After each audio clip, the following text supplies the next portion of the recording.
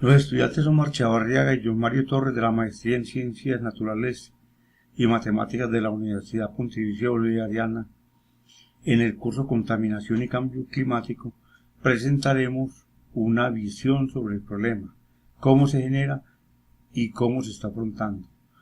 Para ello, solo nos referiremos a uno de los varios factores que son responsables del cambio climático. Antes de iniciar, queremos resaltar el papel fundamental que cumplen las matemáticas en el estudio del cambio climático. Estas dan un soporte científico a los datos y estudios y nos permiten identificar patrones, tendencias, crear modelos matemáticos de los fenómenos estudiados y para la toma de decisiones, lo cual se da a partir del soporte de la estadística en la recolección, organización y presentación de los datos de las diferentes investigaciones y las bases de datos.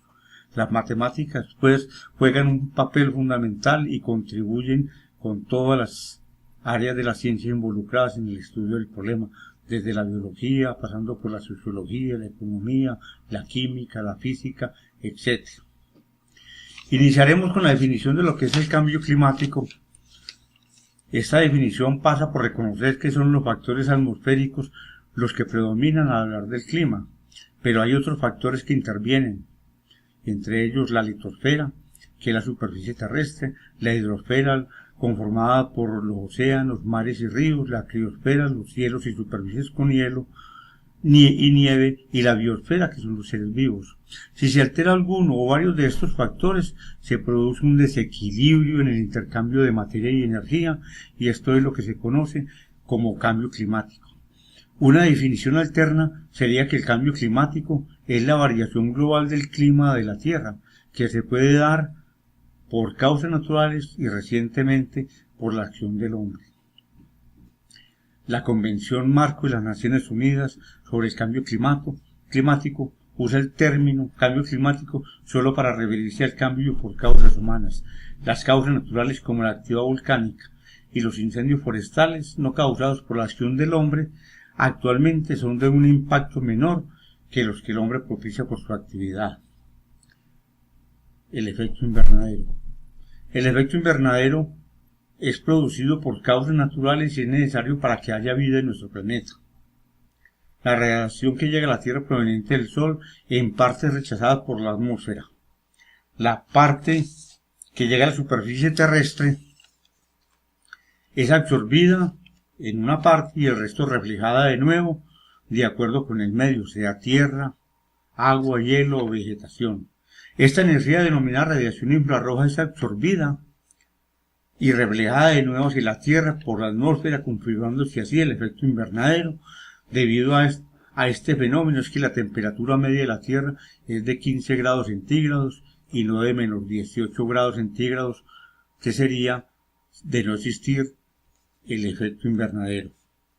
Existen una serie de gases que conforman la atmósfera y que contribuyen al efecto invernadero, siendo responsables de la temperatura media de la Tierra: el CO2, el ozono, el vapor de agua, el nitrógeno y el oxígeno. Solo cuando alguno de ellos aumente de forma no natural, se incrementa el efecto invernadero y por tanto la temperatura de la Tierra aumenta, con los efectos negativos de todos conocidos. Ahí miramos en la diapositiva cómo ha sido la variación del clima a lo largo de 20.000 años en la Tierra. Efectos nocivos como el deshielo de los glaciares y las cumbres montañosas con el aumento del nivel del mar, el incremento de los fenómenos climáticos extremos como los huracanes, las inundaciones, la sequía, las alteraciones de los ciclos de las estaciones y por tanto efectos negativos sobre las cosechas, los hábitats y las fuentes hídricas.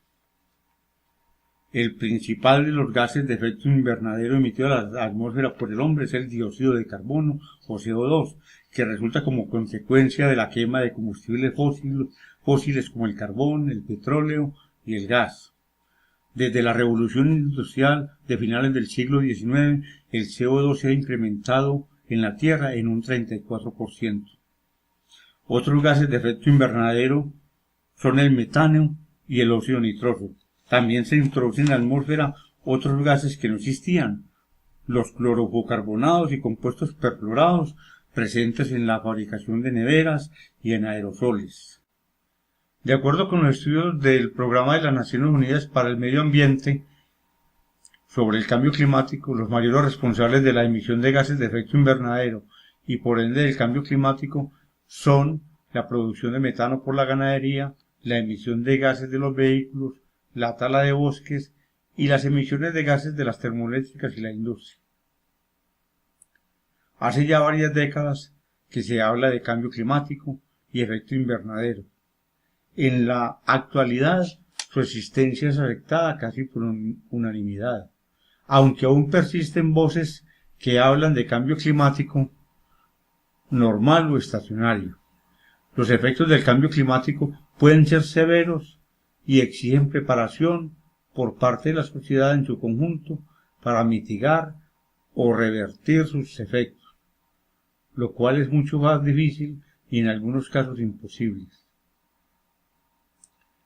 Algunos de los efectos del cambio climático que se están produciendo o se espera son aumento en el nivel del mar, pérdida de glaciares y de cielo de las grandes montañas, afectando las reservas de agua dulce, cambios en los ciclos de las estaciones, desaparición de especies de animales y plantas y descontrol del ciclo vital en algunos animales, la pérdida de bosques y áreas cultivables y el agotamiento de las fuentes hídricas potables. Cordial saludo, soy John Mario Torres. A continuación voy a hablarles sobre la emisión de gases debido a las termoeléctricas. En la actualidad existen en el mundo varios tipos de termoeléctricas convencionales. Esto de convencionales se debe al tipo de combustible que utilizan, el cual puede ser full oil, gas, puede ser también biomasa o puede ser carbón. El carbón tiene una dificultad y es que produce mucho gases de efecto invernadero, en gran medida gases de efecto invernadero que son culpables en alto porcentaje del deshielo.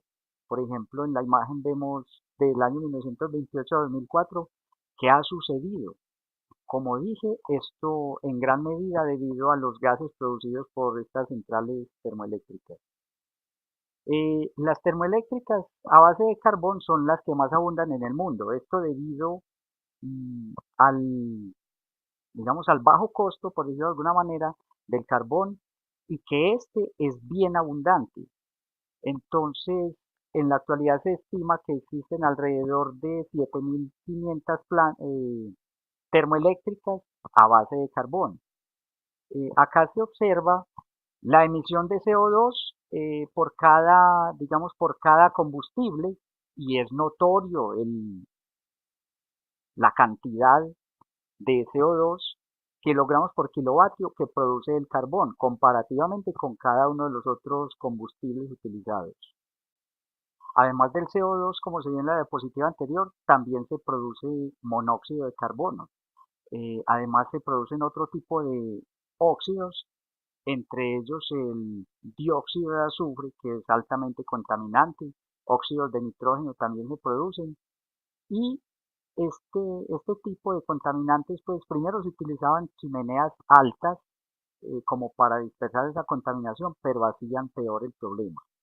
Acá se observan pues varios países, entre ellos se destacan Estados Unidos y China, primeramente China como altamente pues productores de contaminación debido a la gran cantidad de plantas termoeléctricas que tienen en sus países.